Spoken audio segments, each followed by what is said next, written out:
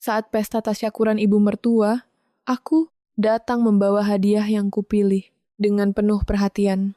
Namun di depan para tamu, hadiah itu justru dilempar keluar sambil dikatakan barang murahan, kamu bawa pulang saja. Aku berjalan, mengambilnya lalu pergi tanpa sepatah, kata pun dan hanya butuh 20 menit. Seluruh pesta pun gempar. Aku Tiara, seorang wanita yang telah menghabiskan waktu selama 7 tahun mendampingi Andra sebagai seorang istri. Selama itu pula aku menelan semua kepahitan dengan satu keyakinan bahwa kesabaran akan membuahkan kebahagiaan. Sebagai seorang manajer keuangan, aku terbiasa bergelut dengan angka, musik, menyusun rencana matang, dan bersikap logis. Namun ketika berhadapan dengan keluarga suaminya, semua logika itu seolah lumpuh oleh rasa hormat musik dan cinta yang salah alamat. Hari ini, gedung restoran mewah itu disulap menjadi lautan dekorasi emas dan kristal yang berkilauan, sinar lampu gantung yang megah memantulkan kemewahan yang dipaksakan. Sebuah perayaan tasyakuran, ulang tahun ke-6, ibu mertuaku musik, Ibu Lastri. Aku melangkah masuk ke dalam ruangan itu, musik, dengan tubuh yang teramat lelah. Setelah seharian penuh menyelesaikan laporan audit di kantor, tetapi aku memaksakan diri untuk tersenyum demi musik menjaga nama baik suamiku. Suasana di dalam aula sangat bising oleh gelak tawa para tamu undangan dari kalangan musik sosialita. Di ujung ruangan, Andra terlihat sibuk menyapa relasi dan teman-teman ibunya. Musik tampak gagah, namun sekaligus asing di mataku. Belum sempat aku mendekatinya, langkahku musik langsung dihadang oleh Dewi, adik kiparku. Matanya menatapku dari ujung rambut hingga ujung kaki musik dengan pandangan merendahkan yang sudah sangat familiar. Dia mencibir musik, lalu dengan suara yang cukup keras agar didengar oleh orang-orang di sekitar kami, dia menyindir gaun batik sederhana yang kukenakan. Baginya, penampilanku adalah aib di tengah pesta yang megah ini. Seolah gaun bermerek yang melekat di tubuhnya bukan dibeli dari hasil memeras peluhku selama ini. Aku memilih diam. Musik menarik, napas dalam-dalam, dan berjalan. Mendekati Ibu Lastri yang musik sedang dikelilingi teman-temannya untuk memberikan ucapan selamat. Di tanganku, aku mendekap sebuah kotak kayu yang bersahaja. Itu adalah hadiah titipan musik dari ayah kandungku, Pak Hendra. Ayahku hanyalah seorang pengrajin kayu. Sederhana musik yang hidup di kampung, tetapi beliau memiliki hati yang luar biasa tulus. Beliau menghabiskan waktu berbulan-bulan musik untuk memahat patung Dewi Sri dari sepotong kayu cendana tua yang sangat berharga baginya. Musik khusus untuk dihadiahkan pada hari lahir mertuaku. Dengan penuh rasa hormat, aku mengulurkan kotak itu kepada Ibu Lastri. Namun, musik alih-alih menyambutnya. Dengan senyuman, Ibu Lastri justru memandang kotak itu dengan raut wajah penuh kejijikan. Dewi yang berada di sampingnya musik langsung menyambar kotak tersebut, membukanya sekilas, lalu tertawa, terbahak-bahak, dengan nada menghina yang menusuk jantungku. Mereka menyebut karya seni ayahku sebagai barang bekas loakan musik yang tidak tahu diri dan hanya mengotori meja hadiah pesta mereka. Rasa hangat menjalar di mataku. Musik menahan air mata yang mendesak ingin keluar. Demi Tuhan, aku bisa menahan jika diriku sendiri yang dihina. Tetapi ketika mereka mulai menginjak-injak harahku, sesuatu di aku rasanya patah. Sebelum aku sempat membela kehormatan ayahku, Ibu Lastri dengan teganya merebut kotak itu dari tangan Dewi dan melemparkannya ke arah luar musik, menuju halaman paving dekat lobi restoran. Bunyi benturan keras terdengar saat kotak kayu itu menghantam lantai semen yang keras hingga penutupnya retak dan terbuka. Para tamu undangan seketika terdiam, memandang ke arah luar, lalu menatapku dengan tatapan kasihan campur cemooh. Di sudut ruangan, ayahku yang sengaja datang jauh-jauh dari kampung hanya bisa menunduk layu, menatap mahakaryanya yang kini tergeletak tak berharga di atas tanah musik kering. Melihat bahu tua, ayahku yang bergetar karena menahan malu, yang teramat sangat. Musik seluruh Kesabaranku yang kukumpulkan selama 7 tahun ini menguap tanpa sisa. Musik, aku menyadari satu hal dengan sangat jelas bahwa tempat ini tidak akan pernah menjadi rumah bagiku musik dan orang-orang ini tidak akan pernah menghargaiku ataupun keluargaku. Tanpa memedulikan musik, pandangan sinis, ibu atau bisikan meremehkan dari Dewi. Aku membalikan badan dengan kepala tegak. Aku berjalan menghampiri ayahku yang berdiri mematung di dekat pintu masuk. Dengan lembut namun pasti aku menggandeng tangan tua yang kasar karena kerja keras itu. Meremasnya untuk menyalurkan seluruh kekuatan yang kupunya. Kami berjalan musik keluar dari aula. Pesta yang gemerlap namun berbau busuk itu. Melangkah melewati lobi tanpa menoleh musik sedikit pun ke belakang. Meninggalkan kilau palsu yang sebentar lagi akan runtuh. Suara deru mesin mobil yang kami tumpangi perlahan menjauh dari pelataran hotel. Musik membawa pergi sisa-sisa sesak yang sempat mengimpit dadaku. Di sampingku, ayah musik duduk terdiam sambil memandangi jalanan kota yang mulai temaram oleh senja. Tangan tuanya, musik yang kasar masih sedikit bergetar, memegangi sapu tangan lusuh untuk mengusap sisa keringat dingin di dahinya.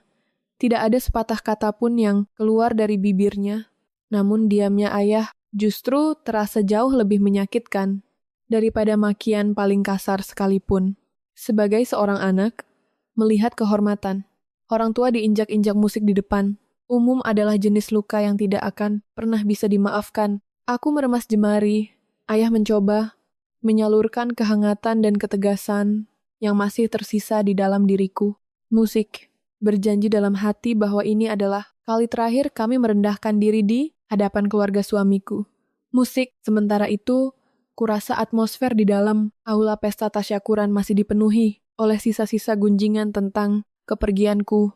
Ibu Lastri dan Dewi pasti sedang tertawa, puas, merasa telah berhasil menyingkirkan menantu yang selama ini mereka anggap sebagai batu sandungan bagi gengsi mereka.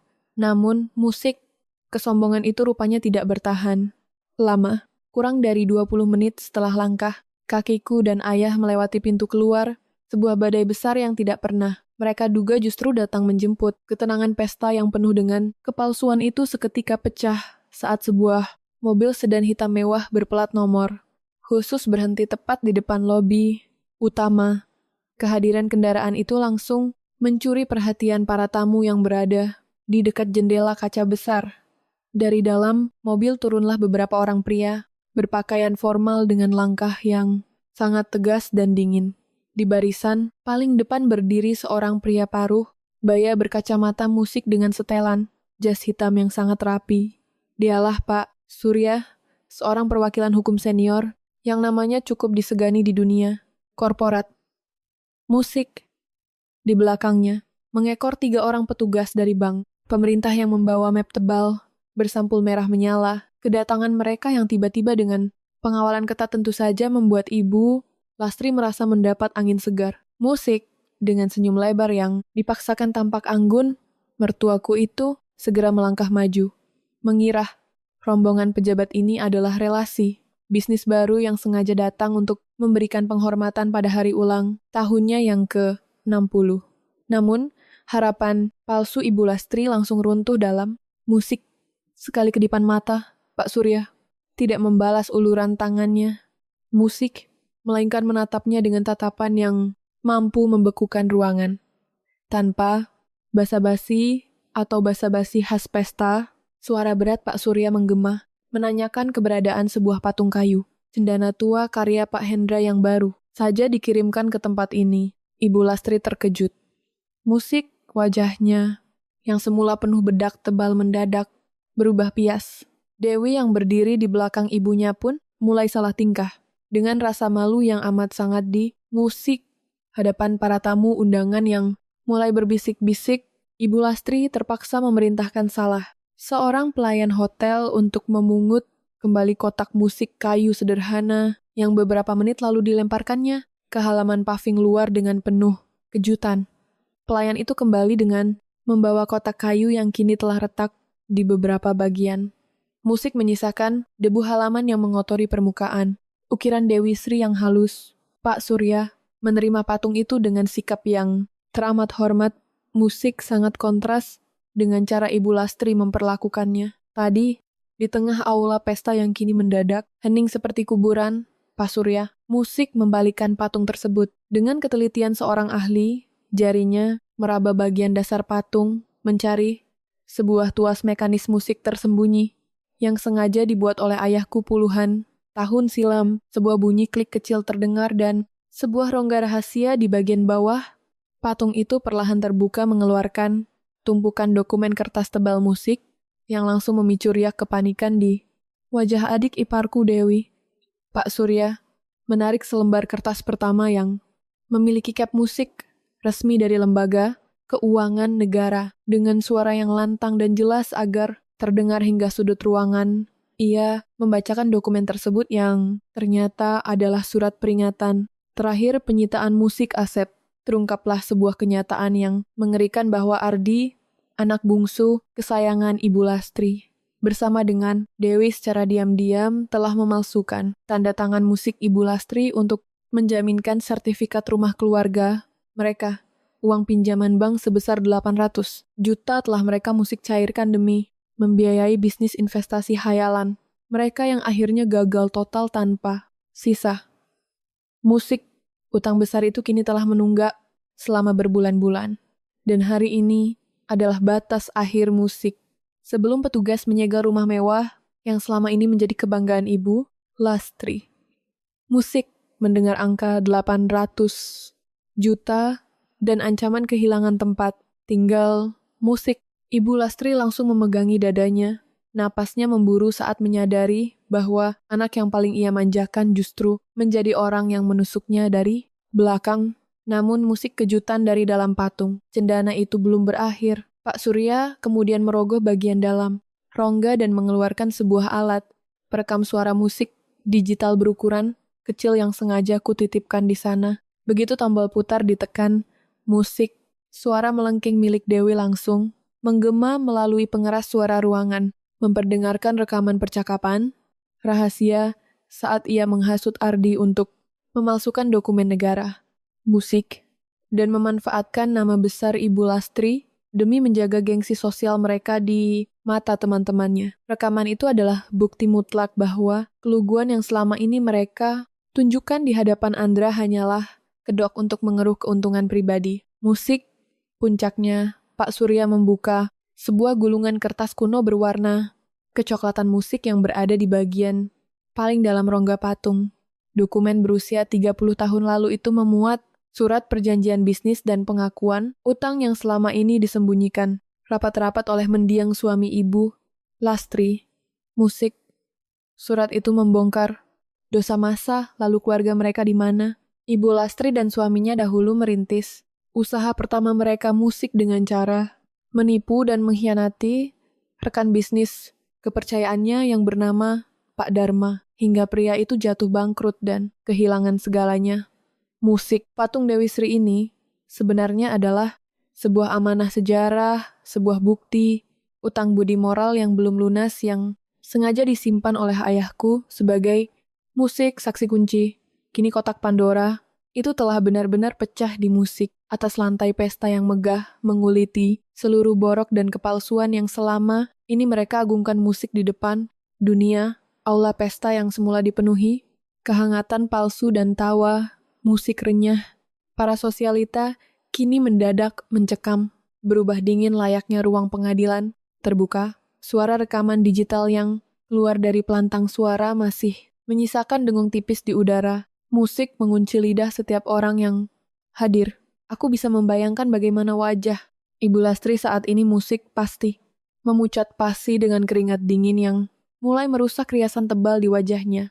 Dokumen-dokumen yang dibacakan oleh Pak Surya bukan sekadar lembaran kertas biasa, melainkan palu godam yang menghantam telah harga diri keluarga yang selama ini mereka agungkan setinggi langit. Topeng kemewahan yang mereka bangun musik dengan fondasi kebohongan kini terkoyak tanpa sisa memperlihatkan rupa asli kelakuan mereka di hadapan puluhan pasang mata tamu undangan. Musik. Ibu Lastri berdiri mematung di samping meja utama. Tangannya yang dipenuhi cincin permata tampak musik gemetar hebat saat menatap Ardi, anak bungsu kesayangannya. Musik matanya, seolah tidak percaya bahwa pemuda yang selalu ia banggakan di setiap arisan dan perkumpulan megah itu tega berbuat senista itu. Surat penyitaan dari bank pemerintah tersebut dengan sangat gamblang menyebutkan nama Ardi dan Dewi Musik sebagai pihak yang secara ilegal menjaminkan sertifikat rumah keluarga nilai utang sebesar 800 juta yang menunggak berbulan-bulan Musik, seolah menjelma menjadi monster yang siap menyeret mereka ke dalam jurang kemiskinan dalam waktu beberapa jam saja. Ruangan itu begitu hening hingga suara napas Ibu Lastri Musik yang memburu terdengar begitu jelas dan menyedihkan. Dewi yang biasanya selalu berdiri dengan dagu terangkat dan bibir penuh sindiran, kini tampak seperti tikus yang terperangkap di dalam lubang. Wajahnya yang semula memerah karena amarah mendadak kehilangan seluruh rona darahnya. Musik saat rekaman suaranya sendiri berputar, memperdengarkan kalimat-kalimat licik yang menghasut suaminya untuk memalsukan tanda tangan. Ibu Lastri, Musik, dia tidak bisa lagi mengelak. Itu adalah suaranya yang asli. Suara tanpa saringan yang membongkar niat busuknya untuk memanfaatkan harta dan nama besar keluarga demi gengsi. Sosialita yang semu. Teman-teman sosialita Ibu Lastri yang tadinya berkerumun memuji-muji kemegahan tasyakuran kini perlahan-lahan mundur, teratur, berbisik-bisik di balik kipas. Tangan mereka dengan tatapan penuh cemoh dan kepuasan tersembunyi musik atas. Jatuhnya sang ratu pesta tidak berhenti di situ. Atmosfer ruangan semakin memanas ketika Pak Surya kembali mengangkat suara untuk membacakan lembaran kertas kuno yang berwarna kecoklatan. Dokumen berusia 30 tahun lalu itu laksana hantu dari masa lalu yang bangkit untuk menuntut balas. Di depan seluruh hadirin, Musik, Pak Surya membeberkan bagaimana Ibu Lastri dan almarhum suaminya Musik membangun kekayaan awal mereka dari hasil menipu rekan bisnis mereka sendiri Musik yang bernama Pak Dharma. Fakta bahwa mereka membiarkan Pak Dharma hancur hingga Musik bangkrut demi memperkaya diri sendiri menjadi pukulan telak yang meruntuhkan sisa-sisa martabat Musik Ibu Lastri.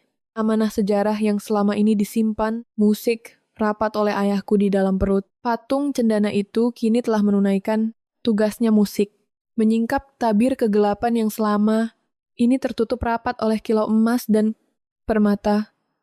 Musik, di tengah kekacauan mental yang melanda keluarga itu, pintu samping aula terbuka, Musik, dan memunculkan rombongan baru yang membuat suasana semakin tak terkendali.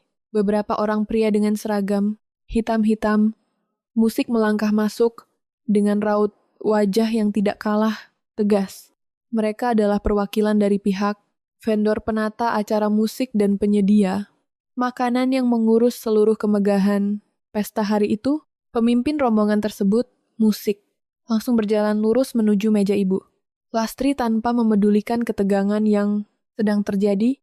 Ia membawa selembar kertas tagihan tambahan berukuran panjang yang dilapisi map kulit. Pihak vendor rupanya telah mendengar selentingan mengenai kedatangan pihak bank Musik dan ancaman penyitaan, sehingga mereka bergerak cepat untuk mengamankan hak mereka sebelum keluarga ini benar-benar dinyatakan pilot. Pria perwakilan vendor itu kemudian menyodorkan lembar tagihan tambahan dengan angka yang sangat fantastis Musik, yaitu sebesar 11 juta. Angka itu muncul akibat berbagai pesanan, kemewahan mendadak Musik dan fasilitas premium yang diminta secara sewenang-wenang oleh Dewi beberapa hari menjelang acara dengan mengatasnamakan Ibu Lastri sebagai musik penjamin utama. Dewi sengaja menambah dekorasi bunga, segar impor, hidangan musik laut kelas 1, dan souvenir mewah hanya demi membuat teman-teman kelompoknya berdecak Musik kagum. Pihak vendor menegaskan bahwa seluruh biaya tambahan ini harus dilunasi detik. Ini juga dalam bentuk tunai atau transfer Musik langsung karena mereka tidak ingin menanggung risiko kerugian akibat kekacauan internal keluarga tersebut. Ibu Lastri yang hampir kehilangan kesadaran hanya bisa menatap lembaran tagihan itu dengan mata membelalak. Sementara Dewi langsung menoleh ke arah Andra dengan pandangan memelas, berharap kakak iparnya itu akan kembali menjadi pahlawan finansial seperti biasanya, namun kali ini semuanya telah berbeda. Seluruh kebusukan telah terpampang nyata, musik di atas meja pesta yang megah. Ini, kebenaran yang dingin dan tak terbantahkan musik telah merobek. Topeng keluguan mereka meninggalkan. Mereka berdiri telanjang di tengah badai. Penghinaan yang ciptakan sendiri, yang dirancang untuk memamerkan kejayaan dan menginjak-injak harga diri. Keluargaku musik kini telah resmi berubah menjadi panggung sandiwara yang hancur berantakan menjadi saksi bisu. Runtuhnya sebuah dinasti kepalsuan, kehancuran yang terjadi di dalam aula, pesta itu berjalan begitu cepat laksana. Jalinan domino yang tumbang satu demi satu setelah ujungnya disentuh oleh kebenaran. Aku tidak perlu berada di sana untuk merasakan bagaimana udara di dalam ruangan itu mendadak menjadi begitu pekat dan menyesakkan. Musik melalui pesan singkat yang terus dikirimkan oleh salah seorang rekan kerja yang kebetulan menjadi tamu. Undangan, musik, aku bisa memantau bagaimana panggung sandiwara yang dibangun mertuaku kini benar-benar runtuh. Pak Surya masih berdiri dengan posisi tegak di tengah aula. Musik, laksana seorang hakim yang siap menjatuhkan vonis terakhir. Di tangannya musik selembar kertas, kuno berwarna kecoklatan bergetar pelan, ditiup angin pendingin ruangan. Namun, getaran itu tidak sebanding musik dengan guncangan hebat yang saat ini melanda seluruh tubuh Ibu Lastri. Suara Pak Surya kembali terdengar, membacakan baris demi baris dari dokumen tertua yang keluar dari dalam rongga patung kayu musik cendana tua milik ayahku. Lembaran itu adalah surat perjanjian bisnis yang musik dibuat tepat 30 tahun yang lalu. Sebuah arsip kelam yang selama ini coba dikubur dalam-dalam di bawah tumpukan harta dan kemewahan. Melalui untayan kalimat hukum yang tegas, musik terbongkarlah sebuah rahasia besar mengenai asal-usul kekayaan yang selama ini dipamerkan. Musik oleh Ibu Lastri terungkap bahwa almarhum suaminya bersama Ibu Lastri tidak pernah merintis usaha dari nol dengan cucuran keringat yang halal. Mereka berhasil mendirikan perusahaan pertama mereka dengan cara yang musik sangat keji, yaitu menipu dan memanipulasi laporan keuangan milik rekan bisnis kepercayaan mereka sendiri yang bernama Pak Dharma.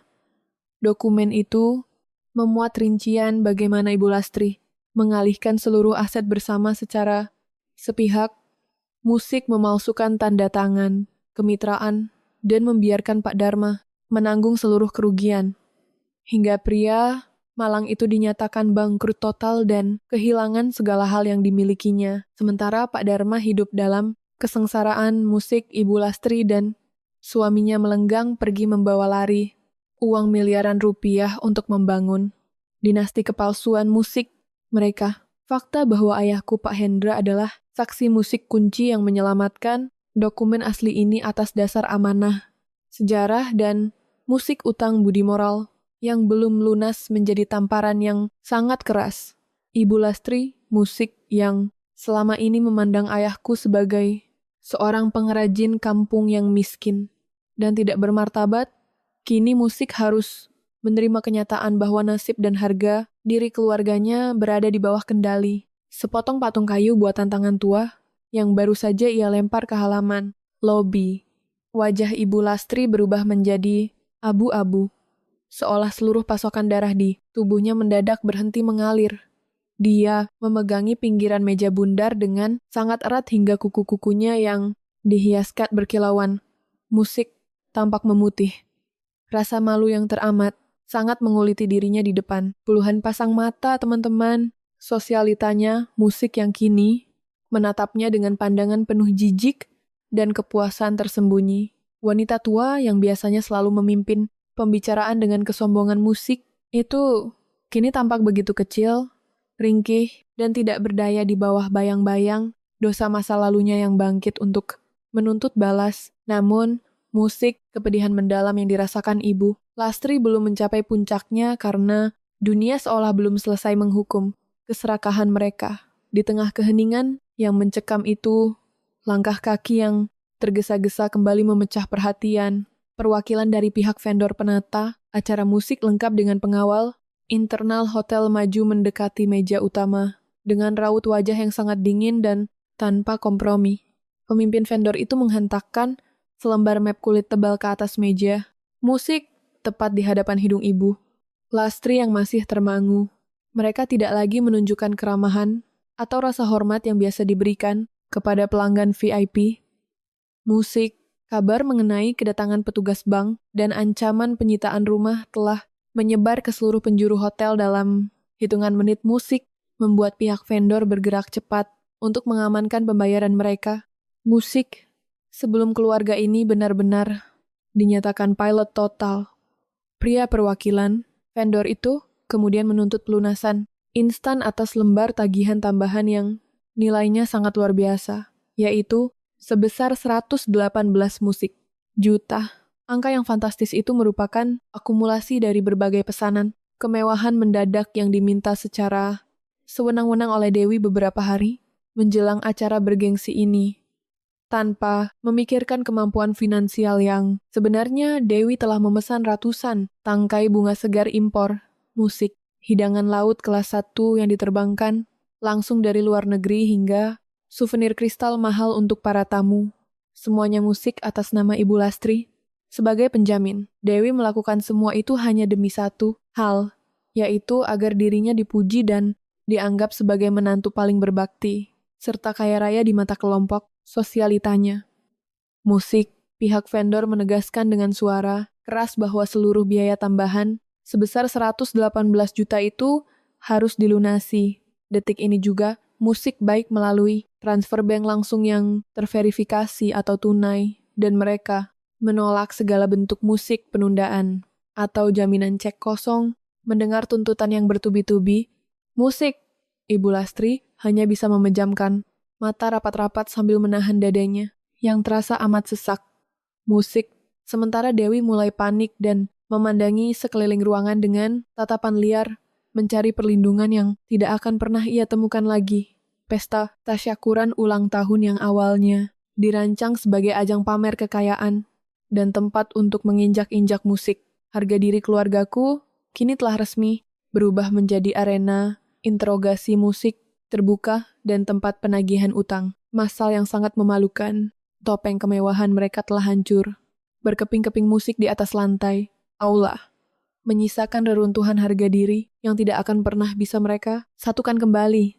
Meskipun ragaku sudah tidak lagi berada di dalam ruang pesta, itu gejolak yang tertinggal di sana, laksana getaran gempa yang dayanya merambat hingga keluar dinding hotel melalui pesan demi pesan yang dikirimkan oleh beberapa rekan yang tertahan di dalam aula. Aku bisa merasakan bagaimana kebenaran yang baru saja terungkap menjelma menjadi badai yang memporak-porandakan segalanya.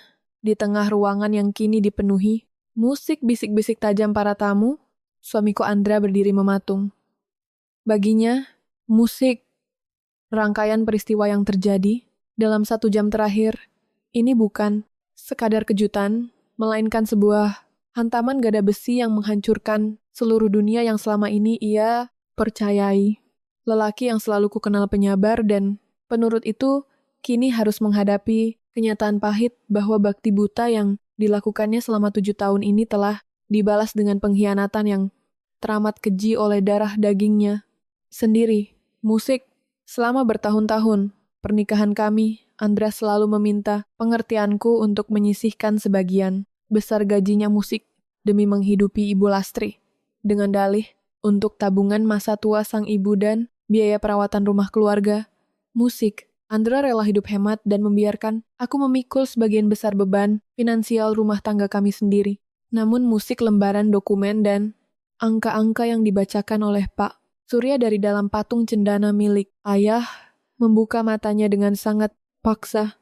Uang miliaran musik rupiah yang disetorkannya dengan penuh rasa hormat setiap bulan ternyata tidak musik, pernah masuk ke rekening tabungan masa tua ibunya. Semua dana segar itu langsung dialihkan oleh Ibu Lastri Musik untuk menopang gaya hidup mewah, pakaian bermerek, dan liburan foya-foya milik Ardi dan Dewi. Andra disadarkan bahwa dirinya tidak lebih dari sekadar mesin musik, pencetak uang yang dieksploitasi demi menjaga gengsi semuanya.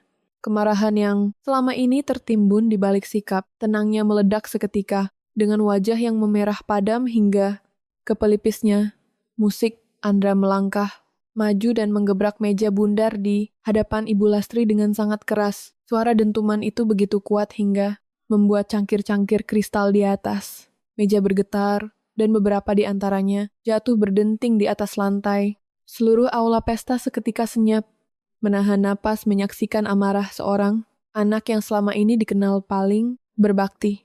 Andra berteriak dengan suara baritonnya, yang bergetar menahan tangis musik kekecewaan yang mendalam. Di depan seluruh tamu undangan yang sibuk menonton, ia menyatakan dengan tegas bahwa detik ini juga ia berhenti memberikan sebesar pun dari gajinya kepada Ibu Lastri. Ia tidak akan lagi mengirimkan uang bulanan, tidak akan lagi membayar tagihan rumah mewah itu, dan menolak keras untuk musik menanggung utang bank sebesar 800 juta yang ditimbulkan oleh kelakuan bejat Ardi. Mendengar pernyataan Andra, musik, Ibu Lastri langsung histeris dan mencoba memegangi lengan anak sulungnya itu sambil menangis memohon agar Andra tidak menutup mata dari ancaman penyitaan rumah mereka yang tinggal menghitung jam musik. Namun Andra sudah benar-benar mati rasa. Ia menepis tangan ibunya dengan perlahan namun penuh kekecewaan yang teramat dalam. Melihat pelindung finansial mereka telah berbalik arah, musik kepanikan massal langsung melanda Ardi dan Dewi. Alih-alih merenungi kesalahan atau meminta maaf, sepasang suami istri yang serakah itu justru mulai saling melempar kesalahan, ketakutan akan kejaran pihak, bank dan tuntutan pidana atas pemalsuan. Dokumen membuat kewarasan mereka hilang. Kendali di tengah aula yang megah tersebut. Musik Dewi yang merasa masa depan glamornya terancam hancur langsung berbalik menuding suaminya sendiri. Dengan telunjuk gemetar, dengan suara melengking yang memenuhi ruangan, Dewi memaki Ardi sebagai pria tidak berguna dan pecundang yang tidak bisa berbisnis, menuduh bahwa seluruh ide pemalsuan sertifikat itu adalah rencana bodong suaminya. Tidak terima dihina di depan umum, Ardi, yang mulai kalap langsung membalas dengan makian yang tidak kalah kasar. Ardi musik berteriak bahwa dewa yang selalu menuntut gaya hidup mewah di luar kemampuan mereka memaksa untuk membeli tas-tas bermerek dan mengadakan pesta tasyakuran berbiaya ratusan juta ini hanya demi pamer di hadapan teman-teman arisannya. Adu mulut itu berjalan begitu cepat dan musik liar hingga berubah menjadi bentrokan fisik yang sangat memalukan.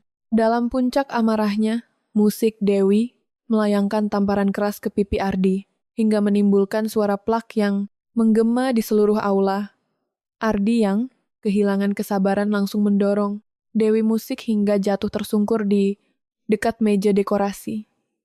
Membuat vas bunga, impor yang mahal pecah berantakan dan airnya membasahi gaun mewah yang ia kenakan. Pemandangan itu sungguh menjijikkan, sekaligus mengenaskan. Di tengah reruntuhan dekorasi musik, emas dan kristal, keluarga yang beberapa jam lalu menghina ayahku sebagai orang kampung yang miskin, kini sedang mempertontonkan tabiat asli mereka yang jauh lebih rendah dari binatang. Musik, para tamu undangan yang sebagian besar adalah kaum sosial. Teman Ibu Lastri, tidak ada satupun yang musik bergerak untuk melerai pertengkaran memalukan tersebut. Alih-alih menunjukkan rasa simpati, musik mereka justru serentak mengeluarkan ponsel pintar masing-masing. Dengan senyum sinis dan tatapan penuh musik kepuasan, puluhan pasang tangan mengarahkan kamera ke arah Ardi dan Dewi yang sedang musik saling serang, menyiarkan seluruh drama kehancuran. Keluarga itu secara langsung, musik, melalui fitur live streaming di media sosial, topeng kemewahan dan kehormatan yang selama puluhan tahun dibangun Ibu Lastri. Dengan cara menipu orang lain musik, kini telah resmi runtuh dan hancur lebur, di bawah kilatan lampu kamera dan tontonan ribuan netizen di dunia maya. Musik, suasana di luar gedung hotel terasa jauh, lebih sejuk ketika angin malam mulai berembus musik menyapu sisa-sisa ketegangan yang sempat mengimpit dadaku. Namun musik ada satu hal yang harus kuselesaikan sebelum aku benar-benar melangkah pergi menata masa depan. Aku meminta ayah untuk menunggu di dalam mobil bersama sopir taksi daring yang musik sengaja ku pesan. Dengan langkah yang tenang, anggun, dan kepala tegak, musik, aku berjalan kembali memasuki aula pesta yang kini telah berubah menjadi arena kehancuran. Musik, aku tidak datang untuk memaki, tidak pula untuk menikmati pemandangan memalukan dari musik keluarga yang sedang saling cakar itu. Aku datang untuk meletakkan titik akhir dari 7 tahun musik kesabaranku yang telah habis diploitasi. Begitu kakiku melangkah melewati pintu besar aula, keheningan mendadak merayap di antara para tamu yang tersisa. Ibu Lastri yang terduduk lemas di kursi utama langsung mendongak menatapku dengan sorot mata yang campur aduk antara rasa malu, amarah, musik, dan secercah harapan palsu bahwa menantu yang selalu ia remehkan ini musik akan datang membawa dompetnya untuk menyelamatkan mereka. Di sampingnya, Andra menatapku dengan tatapan bersalah yang teramat dalam. Musik, sementara Ardi dan Dewi menghentikan pertengkaran mereka sejenak. Tanpa mengucapkan sepatah kata pun, musik, aku berjalan mendekati meja utama yang kini dipenuhi oleh sobekan kertas, dokumen dan piring-piring makanan yang terlantar. Musik, dari dalam tas. Kerjaku, aku mengeluarkan sebuah bundel kertas yang cukup tebal. Dengan gerakan yang perlahan namun penuh penekanan, aku meletakkan tumpukan laporan rekening. Koran itu tepat di atas meja di hadapan wajah Ibu Lastri. Musik, itu adalah seluruh bukti mutlak mengenai aliran danaku selama bertahun-tahun pernikahan kami. Musik di dalam lembaran-lembaran kertas putih itu tertera dengan sangat jelas setiap rupiah yang kukeluarkan untuk membayar cicilan mobil, biaya perawatan rumah mewah ini, musik hingga uang bulanan dalam jumlah besar yang selalu diminta oleh Ibu Lastri dengan dalih tabungan masa tua yang ternyata malah mengalir ke rekening Ardi dan Dewi. Aku menyodorkan bukti itu bukan karena ingin pamer musik, melainkan untuk meruntuhkan sisa-sisa harga diri sang mertua dengan kebenaran yang dingin dan tak terbantahkan. Musik, aku ingin dunia tahu bahwa aku bukanlah menantu pelit atau pembawa sial seperti yang selalu dituduhkan, melainkan pihak yang selama ini diperas secara halus demi menjaga gengsi semua. Musik, setelah menjatuhkan mental Ibu Lastri ke titik terendah tanpa perlu mengeluarkan satuun kata makian, aku membalikkan badan. Aku menatap Andra sekilas musik, lalu berjalan keluar dari gedung itu tanpa menoleh lagi. Malam itu juga aku pulang ke rumah keluarga Andra hanya untuk menjemput anak sematawayangku dan mengemas musik, pakaian, serta barang-barang penting kami. Aku tidak membawa apapun yang bukan hakku. Segala fasilitas yang dibeli dari uang, Andra aku tinggalkan begitu saja. Malam itu, dengan menggandeng erat tangan anakku dan mendekap musik sisa, retakan patung Dewi Sri milik ayah, aku pindah ke sebuah apartemen kecil di sudut kota, sebuah tempat sederhana yang sudah kuas secara rahasia. Sejak beberapa minggu lalu menggunakan tabungan pribadiku sendiri, musik sebagai langkah antisipasi. Suasana apartemen baru itu sangat sunyi, namun untuk pertama kalinya dalam 7 tahun, terakhir aku bisa menghirup udara dengan sangat lega tanpa ada rasa sesak di dada. Namun musik ketenangan itu terusik ketika jarum jam dinding menunjukkan angka 11 malam. Terdengar ketukan pintu yang bertubi-tubi musik dan terdengar sangat frustrasi dari luar. Begitu pintu buka, sosok Andra berdiri di sana dengan penampilan yang sangat berantakan. Setelan jasnya sudah kusut, rambutnya acak akan musik, dan matanya merah membengkak, tanpa memedulikan harga dirinya lagi. Musik, pria yang selama ini selalu kukenal kaku, itu langsung bersimpuh di atas lantai koridor dingin, memegangi kedua kakiku sambil menangis tersedu-sedu. Andra memohon ampun dengan suara yang parau, merutuki kebodohannya yang selama ini buta oleh manipulasi ibu dan adik-adiknya.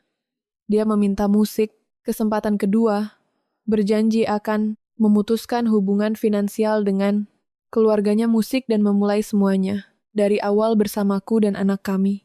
Aku menatap suamiku yang sedang hancur itu dengan perasaan yang campur aduk. Rasa cinta itu mungkin belum sepenuhnya mati, tetapi rasa musik terluka dan lelah jauh lebih mendominasi di dalam dadaku. Aku menarik kakiku perlahan musik lalu memintanya untuk berdiri, menatap lurus ke dalam manik matanya.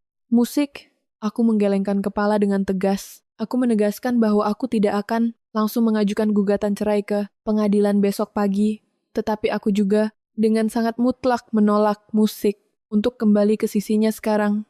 Aku memberikan sebuah syarat yang sangat keras musik dan tidak bisa ditawar lagi kepada Andra. Aku memintanya untuk pulang dan belajar berdiri di atas kakinya musik sendiri terlebih dahulu sebagai seorang laki-laki yang utuh. Dia harus membuktikan bahwa dia mampu membebaskan dirinya secara total dari bayang-bayang dan jerat manipulasi ibunya serta mampu menyelesaikan kekacauan yang ditinggalkan keluarganya tanpa mengandalkan diriku lagi. Sebelum dia bisa menjadi pelindung yang nyata bagi istri dan anaknya, kami akan tetap hidup terpisah. Andra hanya bisa terpaku dengan air mata yang terus musik mengalir mendengar keputusan dinginku dengan perlahan namun pasti. Aku menutup pintu apartemen, mengunci slotnya rapat-rapat, dan membalikkan badan untuk memeluk anakku yang terbangun. Di dalam ruangan kecil yang hangat ini, aku tahu bahwa badai telah berlalu dan sebuah lembaran kehidupan baru yang damai serta mandiri telah resmi dimulai. Ya,